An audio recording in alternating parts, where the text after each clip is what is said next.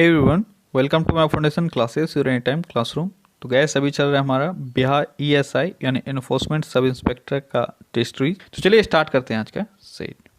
तो आज का हमारा पहला क्वेश्चन है, मिट्टी की रचना सामान्यतया निम्नलिखित प्रक्रिया द्वारा होती है। तो मिट्टी की रचना जनरली किस प्रक्रिया द्वारा होता है? देखो, मिट्टी की रचना का बहुत कॉम्प्लेक्स प्रोसेस है, ठीक है, लेकिन जनरली जो हम लोग पढ़ते हैं वो है वेदरिंग ऑफ रॉक्स, ठीक है। रॉक्स के वेदरिंग के कारण डिकम्पोजिशन होता है, बहुत सारा अलग अलग प्रोसेस होता है, तब जाके आपका मिट्टी बनता है। यहाँ आपका जो सही आंसर होगा वो होगा अपर्दन, ठीक है।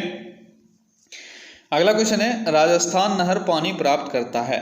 राजस्थान नहर किससे पानी प्राप्त करता है? किससे करता है? ये करता है सतलज नदी से। अगला क्वेश्चन है, निम्नलिखित में से कौन से दो राज्य कावेरी जल विवाद से संबंधित हैं? कावेरी जल विवाद कर्नाटक और तमिलनाडु के बीच होता है। अगला क्वेश्चन है, सरदार सरोवर परियोजना किस राज्य में है? सरदार सरोवर परियोजना यह गुजरात में है, नर्मदा नदी पर, ठीक है। यह एक ग्रेविटी डैम है। अगला क्वेश्चन है, भाखड़ा नंगल बहुउद्देशीय परियोजना किस नदी पर बनी है? आसान सारे क्वेश्चन है, जल्दी जल्दी करते जाओ। भाखड़ा नंगल बहुउद्देशीय परियोजना किस नदी पर है? यह है सतलज नदी पर। अगला क्वेश्चन है, भारत का सबसे ऊंचा जलप्रपात जोग किस राज्य में अवस्थित है? जोग जलप्रपात किस राज्य में अवस्थित है? कर्नाटक में अवस्थित है। अगला क्वेश्चन है, लूनी नदी किस में गिरती है?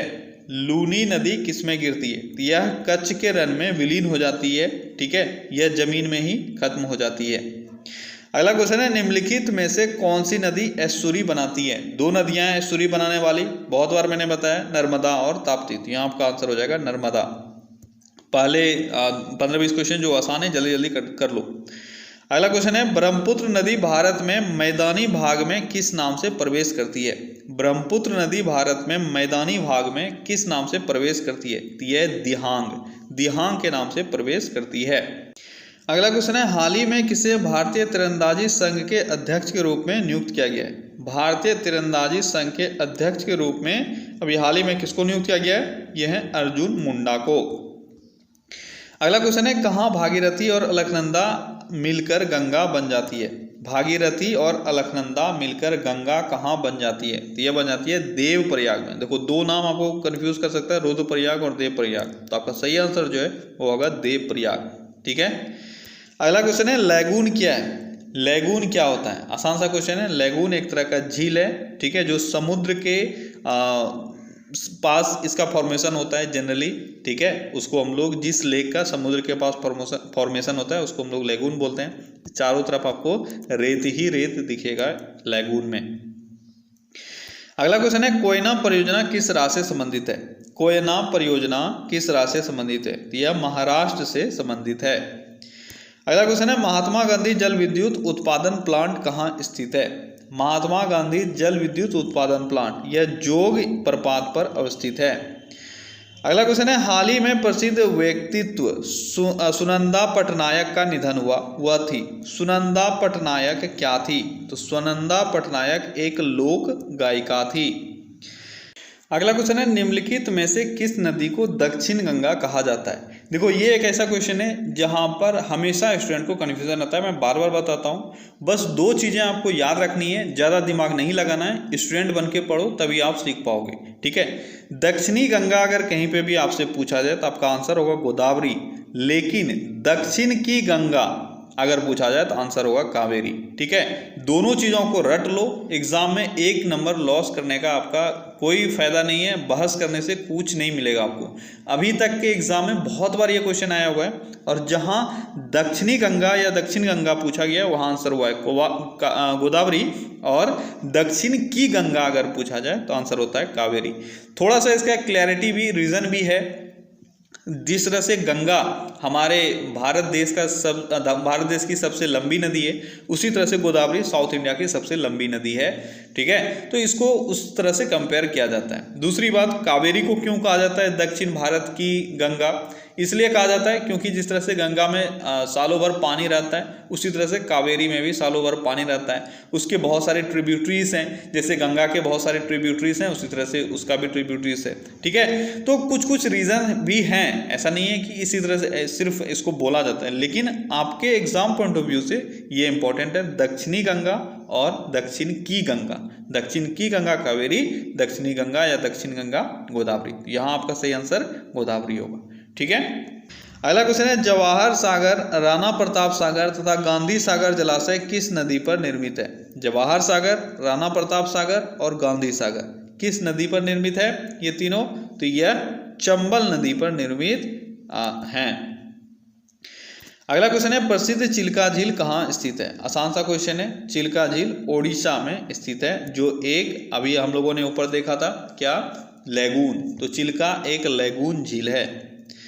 अगला क्वेश्चन है पुष्कर झील कहाँ अवस्थित है? पुष्कर झील राजस्थान में अवस्थित है। अगला क्वेश्चन है लोकटक झील किस प्रांत में स्थित है? लोकटक झील, जल्दी बताओ, ये सारे रिवीजन हो रहे हैं आपके, आपने बहुत बार पढ़ा है। लोकटक झील मणिपुर में स्थित है। अगला क्वेश्चन है भारत में सबसे लंबा बांध है? तो भारत में सबसे लंबा बांध इन चारों ऑप्शंस में से आपको कौन सा दिख रहा है? यह आपका हीराकुंड बांध। हीराकुंड बांध भारत का सबसे लंबा बांध है। अगला क्वेश्चन है मेट्टूर बांध किस नदी पर बांधा गया है? मेट्टूर बांध, मेट्टूर बांध किस नदी पर है? तो मेट्टूर बांध कावेरी नदी पर बनाया गया है। अगला क्वेश्चन है भारत में पाश्चात्य शिक्षा पद्धति किसके समय में शुरू हुई थी? पाश्चात्य ये हो गया आपका वेस्टर्न एजुकेशन सिस्टम। ठीक है, इंग्लिश मीडियम जो एजुकेशन बोलते हैं ये वेस्टर्न कल्चर है, और आपको वही पूछा जा रहा है कि वेस्टर्न एजुकेशन सिस्टम भारत में किसके काल में शुरू हुआ? लॉर्ड कर्जन, इरविन, रिपन, इनमें से कोई नहीं। क्या होगा आपका सही आंसर? आपका सही आंसर होगा इनमें से कोई नहीं। तो इनमें से कोई नहीं अगर सही आंसर है तो आपको तो वो याद रखना नहीं है, आपको जो सही आंसर है वो याद रखना है। जल्दी से मुझे कमेंट में बताओ किसके टाइम में वेस्टर्न एजुकेशन सिस्टम यहाँ पर लागू हुआ? तो कौन था वो था विलियम बेंटिक्ट। कौन था? विलियम बेंटिक्ट। याद हो अगर आपको तो 1835 में मैकाले मिनट आपने बहुत बार पढ़ा है। मैकाले मिनट अगर पूछा जाता है तो 1835 आप बोलते हो, और वही था सूत्रपात किस चीज़ का? तो वेस्टर्न एजुकेशन का भारत में। ठीक है, और उस वक्त के जो गवर्नर जनरल थे वो थे कौन? विलियम बेंटिक्ट। अगला क्वेश्चन है सल्फर डाइऑक्साइड से सर्वाधिक प्रदूषित शहर कौन सा है? यानी किस शहर में सबसे अधिक सल्फर डाइऑक्साइड स्रावित होता है, ये आपको बताना है। बहुत ही अच्छा क्वेश्चन है।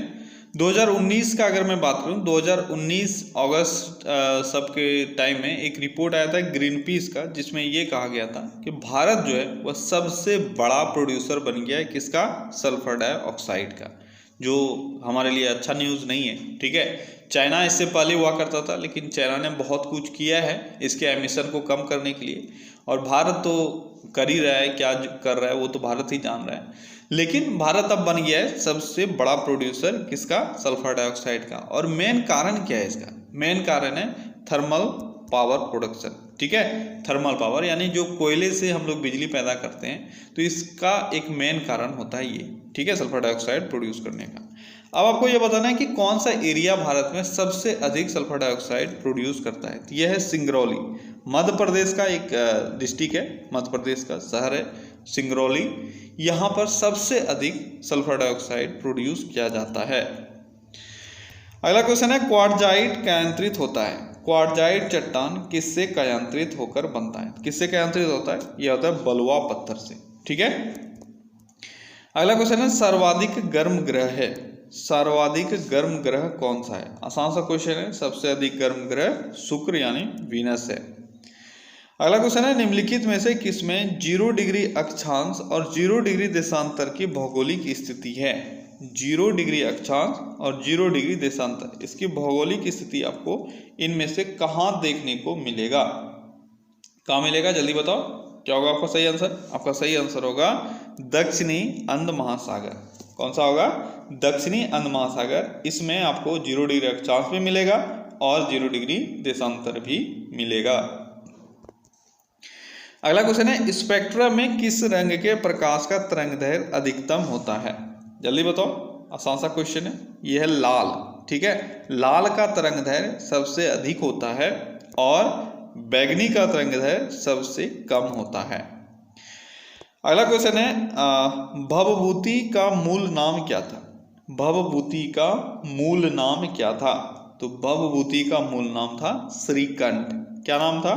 श्रीकंठ। ठीक है, अगला क्वेश्चन है भारत का सबसे छोटा राजमार्ग है?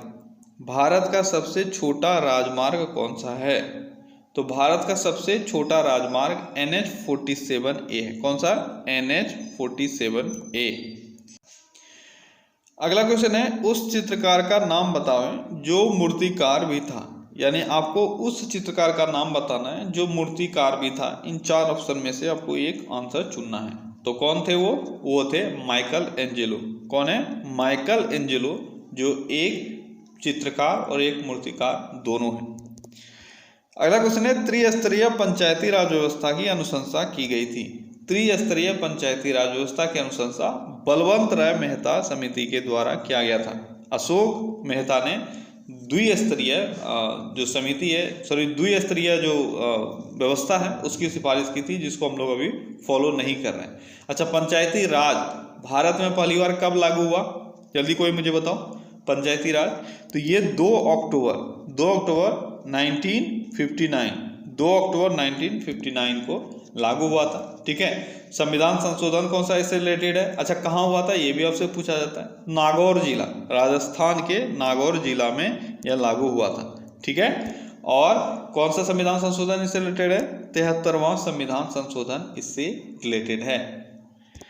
अगला क्वेश्चन है, लोकसभा का विरोधी दल का पहला मान्यता प्राप्त नेता कौन था? लोकसभा का विरोधी दल का नेता आपसे पूछा जा रहा है। ठीक है, कौन था जल्दी बताओ।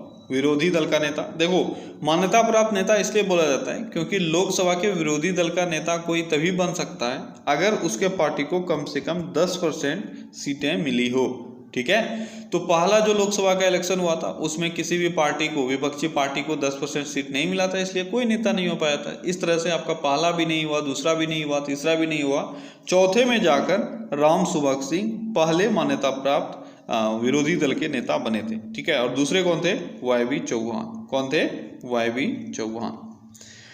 अगला क्वेश्चन है, संयुक्त बैठक में विधेयक को किस प्रकार पारित किया जाता है? संयुक्त बैठक में विधेयक को किस प्रकार पारित किया जाता है? आसान सा क्वेश्चन है, किस प्रकार पारित किया जाता है? तो दोनों सदनों के उपस्थित और मतदान करने वाले सभी सदस्यों के बहुमत से।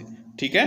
दोनों तरह के होना चाहिए। दोनों सदन का बैठक जो हुआ है उसमें उपस्थित और मतदान जितने लोगों ने किया है उसके बहुमत से जो कोई भी बिल है वह पास हो जाता है। अगला क्वेश्चन है, सकल राष्ट्रीय उत्पाद व शुद्ध राष्ट्रीय उत्पाद में अंतर क्या होता है? सकल राष्ट्रीय उत्पाद और शुद्ध राष्ट्रीय उत्पाद, इसमें अंतर क्या कहलाता है? क्या कहलाता है? इसमें अंतर मूल्यह्रास का होता है। क्या होता है? मूल्यह्रास का। ठीक है। सकल राष्ट्रीय उत्पाद यानी GNP। ठीक है। और शुद्ध राष्ट्रीय उत्पाद यानी NNP। तो दोनों में अंतर किसका होता है? तो GNP में अगर मूल्यह्रास आप घटाते हो तो आपको क्या मिलेगा? आपको मिलेगा NNP। तो यहाँ पे अंतर हो जाएगा मूल्यह्रास का। अगला क्वेश्चन है, पेरियार जल विद्युत परियोजना किस राज्य में है? आसान सा क्वेश्चन है। पेरियार जल विद्युत परियोजना केरल में स्थित है। कहाँ स्थित है? केरल में। अगला क्वेश्चन है, अंतर्राष्ट्रीय मानक संस्था यानी ISO का मुख्यालय कहाँ है? अंतर्राष्ट्रीय मानक संस्थान कहाँ स्थित है? इसका मुख्यालय कहाँ स्थित है? कहाँ है स्थित इसका मुख्यालय? जिनेवा में स्थित है। कहाँ है? जिनेवा में। ठीक है। अगला क्वेश्चन है, DTH हेतु प्रक्षेपित उपग्रह का नाम क्या था? DTH हेतु जो एक छोड़ा गया था सैटेलाइट, उसका नाम आपको बताना है। क्या नाम था उसका? उसका नाम था INSAT-4A। ठीक है। अगला क्वेश्चन है, भारत को कहा गया है, भारत किस तरह का, भारत के संविधान में भारत को क्या कहा गया है? तो भारत के संविधान में भारत को राज्यों का संघ कहा गया है। ठीक है। बहुत बच्चे संघ मार देते हैं, कुछ बच्चे राज्यों का संघ मारते हैं, तो आपको ये रट लेना है, इसमें भारत को राज्यों का संघ कहा गया है, सिर्फ संघ नहीं कहा गया है। अगला क्वेश्चन है, स्प्रूस फर तथा पाइन के वृक्ष मुख्यतः किस प्रकार के वनों में पाए जाते हैं? स्प्रूस, फर, पाइन इस तरह के वृक्ष हैं, आपको कहाँ पर देखने को मिलेंगे? कहाँ मिलेंगे? टैगा वनों में आपको देखने को मिल जाएगा। ठीक है। टैगा वन जो है वह सदाबहार वन होता है और वहाँ की पत्तियां जो है वह बहुत ही नुकीली होती है। अगला क्वेश्चन है, सेंटर फॉर एडवांस टेक्नोलॉजी का मुख्यालय कहाँ स्थित है? सेंटर फॉर एडवांस टेक्नोलॉजी, इसका मुख्यालय कहाँ है? इसका मुख्यालय है इंदौर में। ठीक है। अगला क्वेश्चन है, निम्नलिखित में किसे द्वितीय सदन कहा जाता है? द्वितीय सदन किसको कहा जाता है? तो द्वितीय सदन लोकसभा को कहा जाता है, प्रथम सदन राज्यसभा को कहा जाता है। अगला क्वेश्चन है, भारत के महान्यायवादी अधिकतम किस उम्र सीमा तक अपने पद पर रह सकते हैं? महान्यायवादी का बात किया जा रहा है, तो महान्यायवादी का रिटायरमेंट एज क्या है ये आपको बताना है। जल्दी बताओ, महान्यायवादी का रिटायरमेंट एज तो ये है 65 वर्ष। कितना है? 65 वर्ष। ठीक है। और महान्यायवादी को नियुक्त कौन करता है? तो राष्ट्रपति इनको नियुक्त करते हैं। अनुच्छेद कौन सा है महान्यायवादी का? ये है 76। ठीक है। अगला क्वेश्चन है, डुरंड रेखा निम्नलिखित में किन देशों की सीमाओं पर सीमांकन करती है? डुरंड रेखा का अगर बात करें तो किन दो देशों के बीच है? तो डुरंड रेखा किसके किसके बीच है? भारत और अफगानिस्तान के बीच में पहले था, लेकिन अभी किसके बीच में? पाकिस्तान और अफगानिस्तान के बीच में। किसके बीच में? पाकिस्तान और अफगानिस्तान के बीच में। अगला क्वेश्चन है, संयुक्त राष्ट्र संघ के सुरक्षा परिषद में कितने अस्थायी सदस्य होते हैं? संयुक्त राष्ट्र संघ के सुरक्षा परिषद में अस्थायी सदस्यों की संख्या कितनी होती है? 5 होती है। और अस्थायी सदस्यों की संख्या कितनी होती है? 10 होती है। ठीक है। टोटल 15 होती है। ठीक है। अगला क्वेश्चन है, निम्नलिखित में से किस जगह जी का मान सर्वाधिक होता है? आसान सा क्वेश्चन है, जल्दी बताओ। जी का मान सर्वाधिक इन जगहों में से कहाँ होगा? ये होगा अंटार्कटिका में। आप जानते हो पोल्स पर। ठीक है। पोल्स पर जी का मान सर्वाधिक होता है, तो अंटार्कटिका में किसी स्थान पर सर्वाधिक होगा जी का मान। अगला क्वेश्चन है, सोडा वाटर क्या है? सोडा वाटर क्या है ये आपको बताना है। सोडा वाटर क्या है? सोडा वाटर एक विलयन या सॉल्यूशन है। ठीक है। सोडा वाटर क्या है? सोडा वाटर एक विलयन या सॉल्यूशन है। ठीक है। अगला क्वेश्चन है, 25 डिग्री पर उदासीन विलयन का पीएच कितना होता है? उदासीन विलयन यानी न्यूट्रल अगर कोई सॉल्यूशन है तो 25 डिग्री पर उसका पीएच कितना होगा? तो 25 डिग्री पर पीएच कितना होगा जल्दी बताओ। तो उसका पीएच होगा 7। ठीक है। टेम्परेचर पर भी जो पीएच है वो निर्भर करता है। मैंने एक बार और आपको बताया हुआ था कि हम लोग जो पढ़ते हैं किसी भी चीज़ का जो पीएच होता है, जैसे मान लो प्योर वाटर का पीएच हम लोग जानते हैं 7 होता है, तो प्योर वाटर का पीएच 7 हर एक टेम्परेचर पे नहीं होगा, टेम्परेचर के साथ ये वेरी कर सकता है। तो जो हम लोग एवरेज टेम्परेचर पर लेते हैं वो है 25 डिग्री सेल्सियस। ठीक है। अगला क्वेश्चन है, आवर्त सारणी में निम्न में से किसकी शून्य इलेक्ट्रॉन बंधुता है यानी इलेक्ट्रॉन एफिनिटी है? शून्य इलेक्ट्रॉन एफिनिटी किसका होता है? ये होता है रेडॉन का। इन चारों में से अगर आप देखोगे तो रेडॉन आपको शून्य इलेक्ट्रॉन एफिनिटी वाला मिलेगा। ठीक है। तो जितने भी आपके क्या मैं बोलूं, क्या नाम है उसका, इनर्ट गैसेस। ठीक है। इनर्ट गैसेस, तो इनर्ट गैसेस जो भी हैं उन सब का इलेक्ट्रॉन एफिनिटी शून्य होता है। जैसे मैं क्या क्या होता है इसमें आपका helium, neon, argon, krypton, xenon और रेडॉन, ये सभी आता है। ठीक है। तो रेडॉन अगर मैं बात करूं तो रेडॉन एक रेडियो एक्टिव एलिमेंट भी है। ठीक है। और इसका उपयोग आपके कैंसर के ट्रीटमेंट में भी किया जाता है। तो इलेक्ट्रॉन एफिनिटी यहाँ पे बात किया जा रहा था, तो रेडॉन का शून्य होगा। अगला क्वेश्चन है, दक्षिण भारत में चालुक्य वंश की स्थापना किसने की थी? चालुक्य वंश की स्थापना दक्षिण भारत में किसके द्वारा की गई थी? किसके द्वारा? पुलकेशिन प्रथम के द्वारा। ठीक है। पुलकेशिन प्रथम ने चालुक्य वंश की स्थापना की थी। क्लियर है? अच्छा, चालुक्य वंश की अगर मैं बात करूं राजधानी, तो चालुक्य वंश की राजधानी कहाँ थी? तो चालुक्यों की राजधानी मानिखेट, आपने कई बार पढ़ा होगा। ठीक है। मानिखेट। और इसकी राजधानी बाद में फिर कल्याणी भी बनाई गई थी, तो ये भी याद रखना, मानिखेट और कल्याणी ये दोनों आपको याद रखना है। ठीक है। और इसमें सबसे प्रतापी राजा अगर बात किया जाए चालुक्य वंश का, तो विक्रमादित्य 4 के रूप में हुए। ठीक है। बहुत ही प्रतापी राजा थे। और विक्रमादेव चरित्र इन्हीं से रिलेटेड है। और ये किसके द्वारा लिखी गई है? विल्हन के द्वारा लिखी गई है। ठीक है। अगला क्वेश्चन है, इतिहासकार जादूनाथ सरकार ने किस मुगल कालीन रचना को मुगल राज्य का गैजेटियर कहा था? तो मुगल कालीन रचना में से किसी एक रचना को इतिहासकार जादूनाथ सरकार के द्वारा मुगल राज्य का गैजेटियर कहा गया था। कौन सा वो रचना है? वह है मासीर ए आलमगीरी। ठीक है।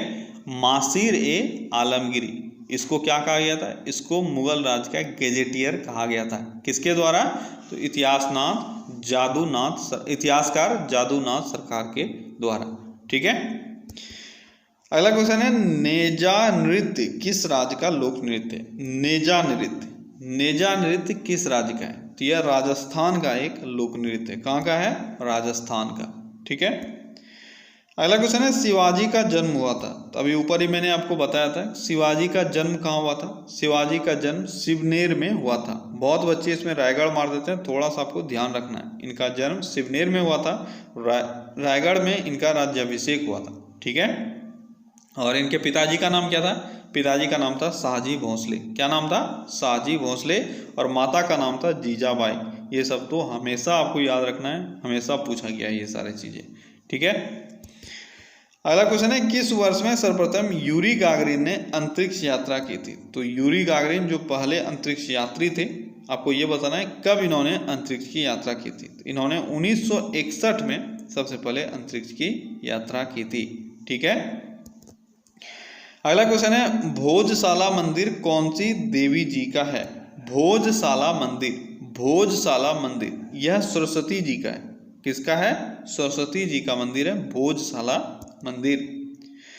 अगला क्वेश्चन है मंत्रिमंडल की नियुक्ति व पदच्युति भारतीय संविधान किस प्रावधान के तहत है? आपको यह बताना है मंत्रिमंडल की का सृजन और इनको पद से हटाना यह किस संवैधानिक अनुच्छेद के अंतर्गत आता है, ये आपको बताना है। कौन सा संवैधानिक अनुच्छेद है? वह है अनुच्छेद 75। कौन सा है? अनुच्छेद 75। ठीक है, अगला क्वेश्चन है कोलेरा बेसिलस की खोज किसने की थी? कोलेरा बेसिलस की खोज किसने की थी? किसने की थी? रॉबर्ट कोच ने इसकी खोज की थी।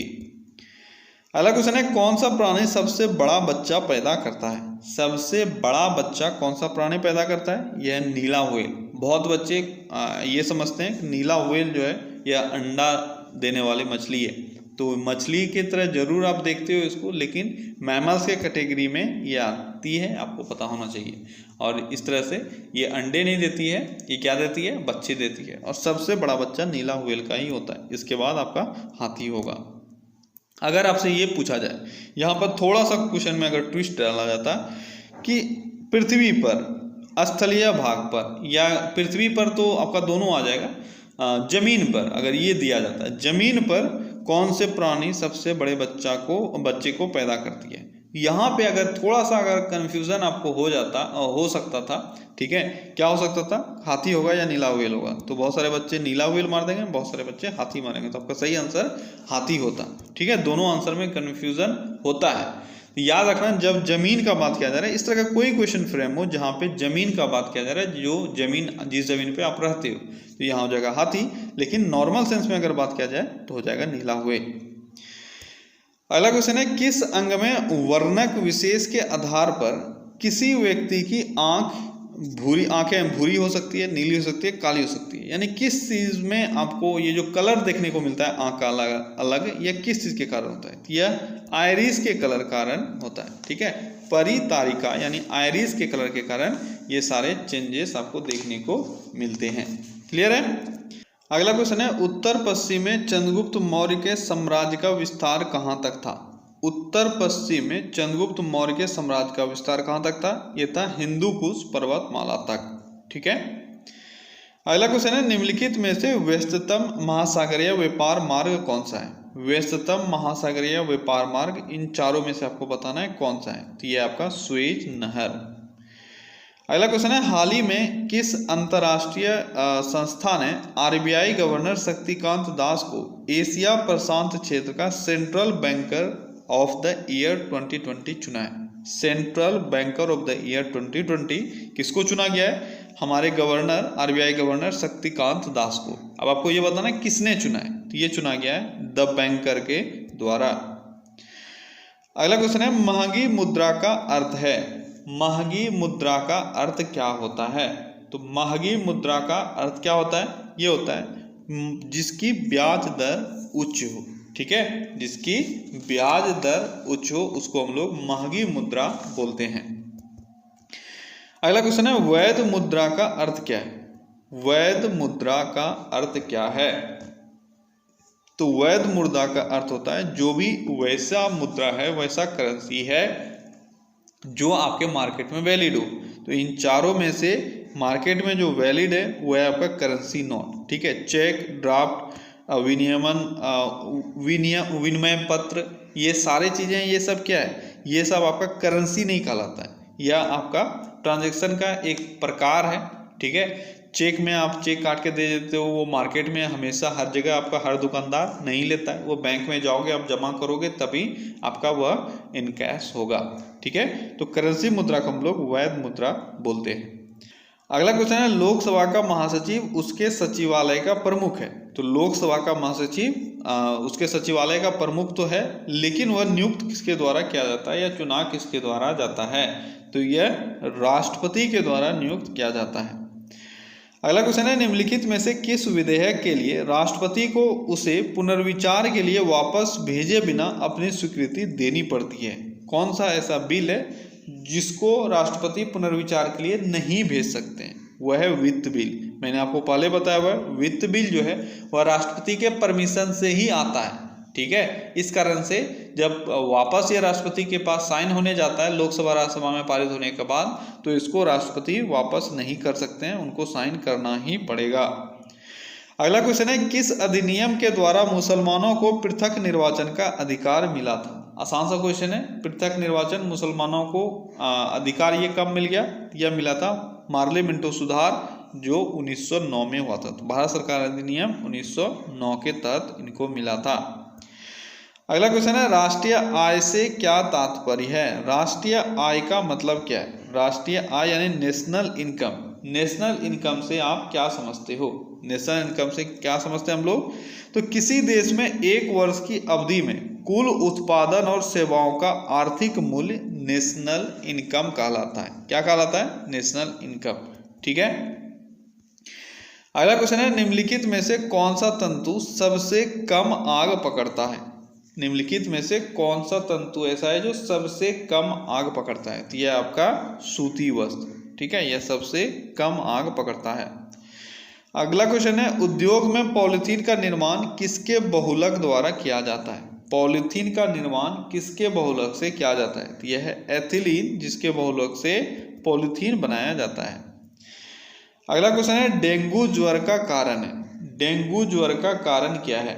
डेंगू ज्वर का कारण कवक, बैक्टीरिया, प्रोटोजोआ, कोई नहीं। आपका सही जो आंसर होगा वो होगा इनमें से कोई नहीं, क्योंकि जानते हो डेंगू जो है वो वायरस के कारण होता है। बहुत बच्चे यहाँ पे बैक्टीरिया मार के निकल जाएंगे क्योंकि उनको वायरस दिख नहीं रहा है। वायरस अगर दिखता तो वो लोग वायरस आंसर करते हैं। तो उतना आपको उत्तेजित होने का जरूरत नहीं है, दिमाग को थोड़ा ठंडा रखो और सही तरीके से आंसर करो। नहीं है वायरस तो बैक्टीरिया मार के निकल जाओगे, ये कहाँ का इंसाफ है?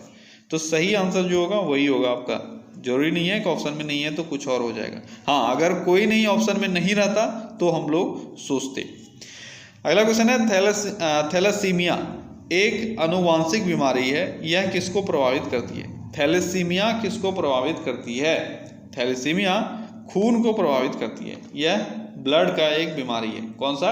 थैलेसीमिया, ठीक है। और आपको याद रखना है यह एक हेरिडिकल बीमारी है, आनुवांशिक बीमारी है। यह ट्रांसफर होता है एक जनरेशन से दूसरे जनरेशन में। अच्छा, रुधिर में जो रुधिर का काम है वह क्या है? तो ब्लड का दो फंक्शन होता है। एक सबसे पहला फंक्शन जो होता है हीमोग्लोबिन ऑक्सीजन को पूरे बॉडी में ट्रांसफर करना, ठीक है। जो आरबीसी है उसका ये मेजर ये काम है। दूसरा काम होता है ब्लड का जो दूसरा काम होता है वो होता है बॉडी टेम्परेचर को मेंटेन करना। ये भी आपसे पूछा जाता है, इधर हाल ही में किसी एग्जाम के क्वेश्चन में पूछा गया था, ठीक है। तो ताप को नियंत्रित करना, इस तरह से ताप कंट्रोल करने का जो ऑर्गन है वो कौन सा है? वह है हाइपोथैलेमस, ठीक है। लेकिन पूरे शरीर में अगर इस तरह का ऑप्शन आपको दिया जाता है जहाँ पे हाइपोथैलेमस नहीं होता तो वहाँ पे भी आपका ब्लड आंसर होगा। क्योंकि देखते हो जब आप कोई भी जीव को काटते हो तो ब्लड कैसा निकलता है? वह गर्म निकलता है। क्यों? क्योंकि टेम्परेचर जो है वह उसमें फ्लो होता है। अगला क्वेश्चन है, अवमूल्यन आयात को बनाता है।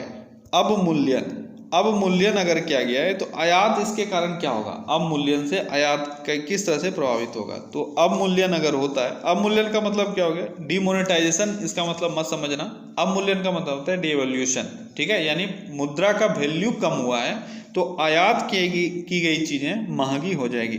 जिसको आप 10 रुपए में आयात करते थे, अगर इसका वैल्यू कम हो गया तो इसी का दाम अब हो सकता है 20 रुपए आपको देना पड़े। अगला क्वेश्चन है, हर्षवर्धन अपनी धार्मिक सभा कहाँ किया करता था। हर्षवर्धन अपनी धार्मिक सभा प्रयाग में क्या करता था, ठीक है। और हर्षवर्धन का अगर मैं बात करूं तो हर्षवर्धन कब शासक बना था, ये भी अगर आपसे ये भी पूछा जाता है, अगर ये पूछा जाए तो क्या होगा आपका आंसर, हर्षवर्धन कब शासक बना था। तो हर्षवर्धन ने 606 ईस्वी में, 606 ईस्वी में इसने जो राजगद्दी है वो संभाली थी, ठीक है। 16 वर्ष इस वक्त इसकी आयु जो है वो 16 वर्ष हो रही थी। और इसकी राजधानी कहाँ थी, थानेश्वर। प्रथम राजधानी इसकी थानेश्वर थी, बाद में इसने कहाँ स्थापित कर लिया था, कन्नौज में, ठीक है। अगला क्वेश्चन है, संसदीय व्यवहार में शून्यकाल दखल भारत में कब शुरू हुआ था। शून्यकाल भारत में कब से शुरू हुआ ये आपको बताना है। तो शून्यकाल भारत में 1962 से शुरू हुआ है। कब से शुरू हुआ है, 1962 से, ठीक है। अगला क्वेश्चन है, नोबेल पुरस्कार किस विषय में नहीं दिया जाता है। आसान सा क्वेश्चन है, जल्दी बताओ किस विषय में नहीं दिया जाता है। ये आपका गणित, गणित के क्षेत्र में कोई नोबेल पुरस्कार नहीं दिया जाता है, ठीक है। अगला क्वेश्चन है, निम्नलिखित में से किन पवनों को प्रति व्यापारिक पवन या एंटी ट्रेड विंड कहा जाता है। एंटी ट्रेड विंड किसको कहा जाता है, अच्छा क्वेश्चन है, जल्दी बताओ। एंटी ट्रेड विंड किसको कहा जाता है, तो ये आपका वेस्टर्लीज, या इसको पश्चिमी पवन के नाम से हम लोग जानते हैं, ठीक है। पश्चिमी पवन को क्या कहा जाता है, एंटी ट्रेड विंड, ठीक है। अच्छा क्वेश्चन है, याद रखना। अगला क्वेश्चन है, निम्नलिखित में से कौन सा प्रथम प्रक्षेपास्त्र है जिसका विकास भारत में ही किया गया था। यानी प्रथम मिसाइल कौन सा है जिसका विकास भारत में किया गया था, तो यह है पृथ्वी। कौन सा है, पृथ्वी, इसका विकास भारत में ही किया गया था।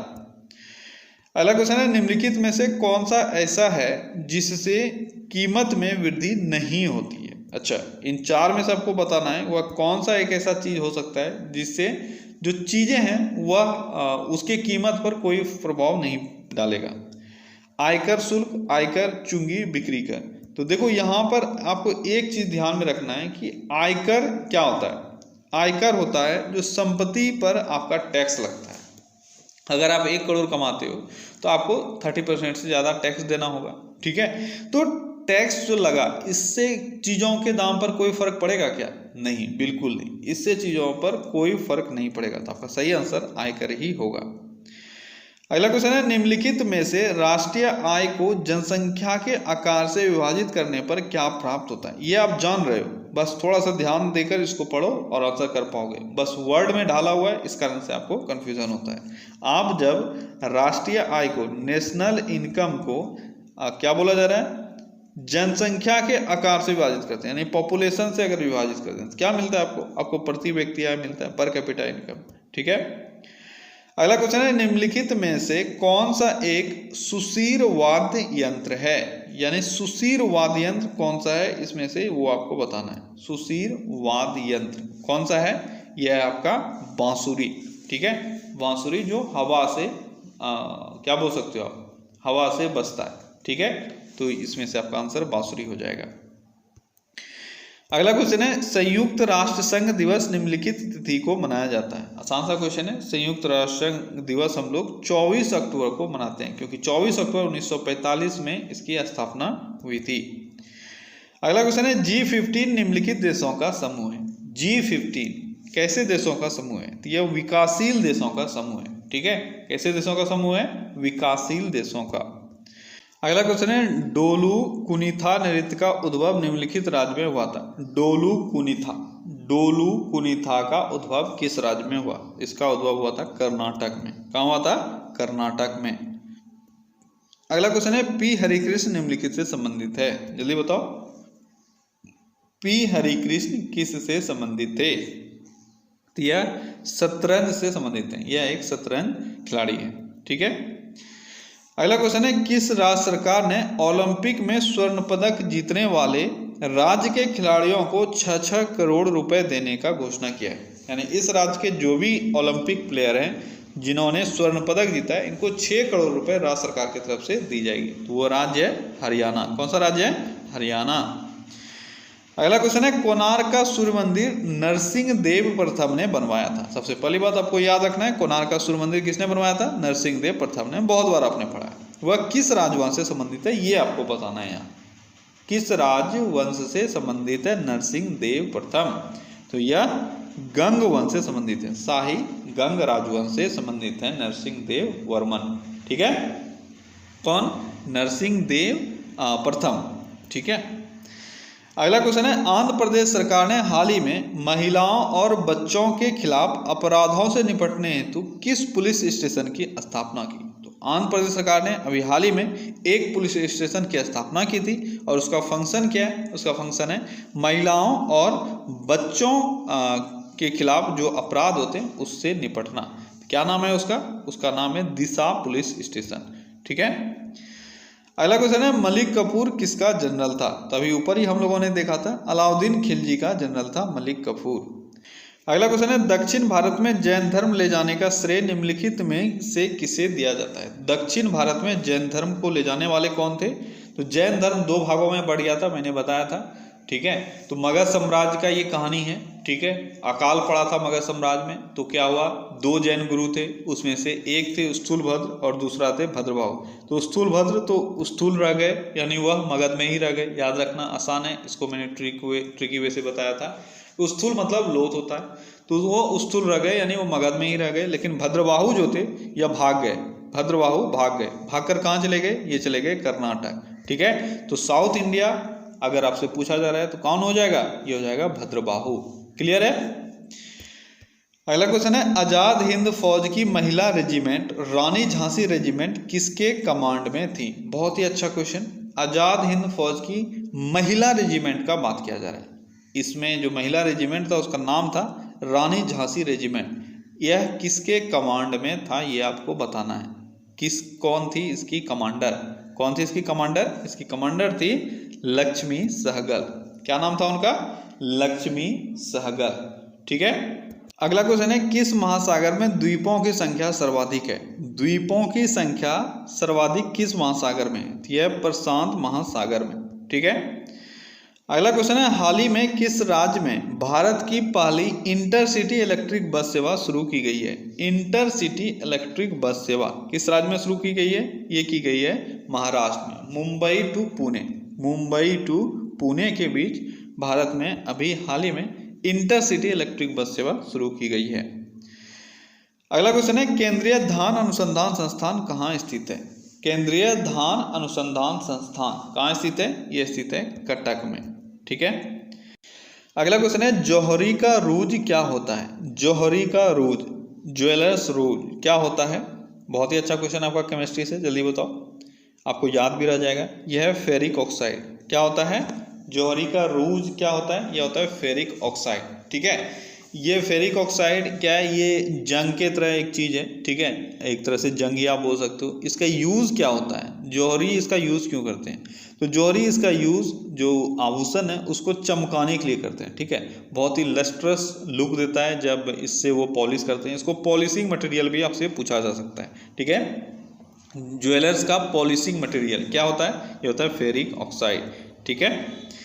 अगला क्वेश्चन है, प्रारंभिक मध्यकालीन भारत में जीतल शब्द का क्या निर्दिष्ट होता था? जीतल शब्द का क्या अर्थ है ये आपको बताना है। क्या होता था जीतल? जीतल सिक्का हुआ करता था। ठीक है, सिक्का हुआ करता था जीतल। अगला क्वेश्चन है, भारत और पुर्तगाल ने हाल ही में समुद्री बौद्धिक संपदा अधिकार, हवाई क्षेत्र और वैज्ञानिक अनुसंधान क्षेत्र में कितने समझौतों पर हस्ताक्षर किए? भारत और पुर्तगाल के बीच में इन चीज़ों पर समझौता हुआ है। आपको बताना है टोटल कितने ऐसे चीज़ें, तो टोटल 7 चीज़ें हैं जिस पर भारत और पुर्तगाल के बीच में समझौता हुआ है अभी हाल ही में। अगला क्वेश्चन है, कृष्णदेव राय का अमुक्त माल्यद किस भाषा में लिखी गई थी? कृष्णदेव राय ने लिखा था, क्या नाम है बुक का? अमुक्त माल्यद। ठीक है, किस भाषा में इन्होंने लिखा था ये आपको बताना है। यह तेलुगु भाषा है, दो भाषा में कन्फ्यूजन होता है, तमिल और तेलुगु, तो आपको याद रखना है अच्छे से, यह तेलुगु भाषा में लिखी गई है, ठीक है। और कृष्णदेवराय कहाँ के शासक थे, तो कृष्णदेवराय विजयनगर वंश के शासक थे। किस वंश के, विजयनगर तो आपका एक आप बोल सकते हो विजयनगर के शासक थे, लेकिन विजयनगर में अलग अलग वंश हुआ, ठीक है। तो यह तुलुब वंश के शासक थे, किसके, तुलुब वंश के, ठीक है। अच्छा, तुलुब वंश क्या क्या पूछा जाता है, कृष्णदेवराय के बारे में आपसे तुलुब वंश पूछा जाता है, ठीक है। उसके बाद सुलुब वंश आपसे पूछा जाता है, सुलुब वंश, जल्दी बताओ। कृष्णदेवराय जो तुलुब वंश के शासक थे, इसके बाद सुलुब वंश आया, ये भी आपको याद रखना है। तुलुब वंश के बाद सुलुब वंश आया। एक्चुअली में इसकी स्थापना तिम्मा ने किया था, किसका, तिम्मा ने। तिम्मा कौन था, कृष्णदेवराय का मंत्री और सेनापति था, उसने सुलुब वंश की स्थापना की थी, ठीक है। अगला क्वेश्चन है, अकबरनामा के निम्नलिखित भागों में से किसे आईने अकबरी कहा जाता है। यह भी अच्छा क्वेश्चन है। अकबरनामा, अकबरनामा का अलग अलग भाग है, टोटल अकबरनामा का 3 भाग है, और इसमें से किस भाग को आईने अकबरी कहा जाता है, तो तीसरे भाग को, ठीक है, इसको तीसरे भाग को आईने अकबरी कहा जाता है। और आईने अकबरी का अगर आपसे पूछा जाए कितना भाग है, तो टोटल 5 भाग है, ठीक है। सबसे पहली बात, अकबरनामा का कितना भाग है, अकबरनामा का 3 भाग है, उसमें से तीसरे भाग को कहा जाता है आईने अकबरी, और आईने अकबरी का कितना भाग है, टोटल 5 भाग है। ये 2 चीजें आपको याद रखनी है। अगला क्वेश्चन है, भारतीय राष्ट्रीय कांग्रेस ने निम्नलिखित में से किस अधिवेशन में स्वदेशी के प्रस्ताव को अपनाया था, स्वदेशी के प्रस्ताव को अपनाया था। अब यहाँ पे आपको कंफ्यूजन हो सकता है इस क्वेश्चन में, आपको कई जगह आंसर मिलेगा बनारस अधिवेशन 1905 और कई जगह मिलेगा कलकत्ता अधिवेशन 1906। तो आपका सही आंसर होगा कलकत्ता अधिवेशन 1906। क्यों होगा, क्योंकि 1905 में जो बनारस अधिवेशन हुआ था, ठीक है, इसमें स्वदेशी टर्म यूज आप बोल सकते हो एक तरह से किया गया था, ठीक है, लेकिन इस प्रस्ताव को अपनाया नहीं गया था। लेकिन 1906 के कलकत्ता अधिवेशन में 4 आप बोल सकते हो एक तरह से चार चीज़ों को इसमें लाया गया और 4 चीज़ों की प्रतिज्ञा ली गई, 4 चीज़ों को पारित किया गया। एक सबसे पहला क्या था, सबसे पहला था विदेशी चीज़ों का बहिष्कार। दूसरा क्या था, दूसरा था स्वदेशी चीज़ों को अपनाना। तीसरा क्या था राष्ट्रीय शिक्षा। और चौथा क्या था, चौथा था बंगाल विभाजन का विरोध करना। तो ये 4 चीज़ों को पारित किया गया था बिल बनाकर, कब, तो कलकत्ता अधिवेशन 1906 में। आपका सही आंसर कलकत्ता अधिवेशन 1906 होगा, ठीक है। तो ओके गाइस, आज के सेशन बस इतना ही। आई होप कि आज का सेशन भी आपको पर डे की तरह अच्छा लगा होगा, आपने कुछ सीखा होगा, और अगर आपको आता था तो आपने रिवाइज किया होगा, ठीक है। चलिए कल फिर से मिलते हैं अगले सेशन में। Till then take care, bye bye.